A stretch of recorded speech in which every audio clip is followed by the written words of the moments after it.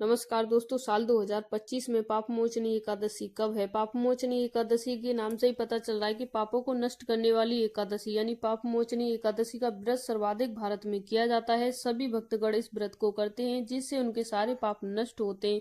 पापमोचनी एकादशी का जो भक्त व्रत करता है उसके सारे पाप नष्ट होते हैं, चाहे वो अतीत के हों या अभी के हों। इसलिए चलो जानते हैं साल 2025 में एकादशी का व्रत कब रखा जाएगा। बहुत सारे लोगों में कंफ्यूजन है कि 25 मार्च को रखें या 26 को रखें। पापमोचनी एकादशी का व्रत कब किया जाएगा, जानते हैं इसके महत्व के बारे में, पूजा विधि के बारे में, शुभ मुहूर्त के बारे में। चलिए दोस्तों वीडियो को स्टार्ट करते हैं। इस दिन भगवान विष्णु की विधि विधान से पूजा की जाती है। कहा जाता है कि इस एकादशी के दिन किसी से बुरा झूठ बोलने से भी नहीं बोलना चाहिए। ऐसा करने से हमें हमारी पूजा व्रत का फल नहीं मिलता है। हिंदू पंचांग के अनुसार चैत्र मास की कृष्ण पक्ष की एकादशी तिथि को पापमोचनी एकादशी मनाई जाती है। इस साल पापमोचनी एकादशी 25 मार्च को मनाई जाएगी। माना जाता है कि इस दिन व्रत रखने से भगवान विष्णु की पूजा करने से उनका खास आशीर्वाद आपको प्राप्त होता है। पापमोचनी एकादशी का शुभ मुहूर्त कुछ इस प्रकार रहने वाला है। चैत्र मास के कृष्ण पक्ष की एकादशी तिथि 25 मार्च को सुबह 5:05 पर शुरू होगी और तिथि का समापन अगले दिन यानी 26 मार्च को सुबह 3:45 पर होगा।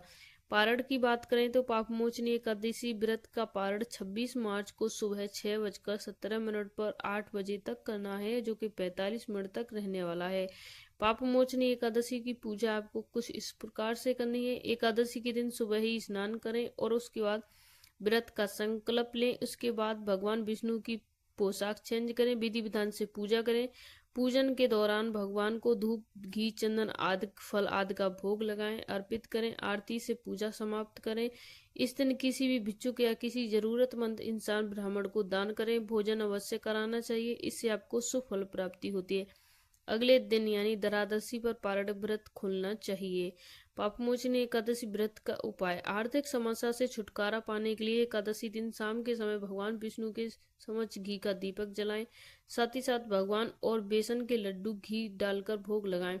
भोग लगाने के कुछ देर बाद उन लड्डू को प्रसाद के रूप में बांटें। ऐसा करने से आपको कभी भी आर्थिक तंगी से नहीं गुजरना पड़ेगा, न ही धन की कोई समस्या होगी आपके घर में।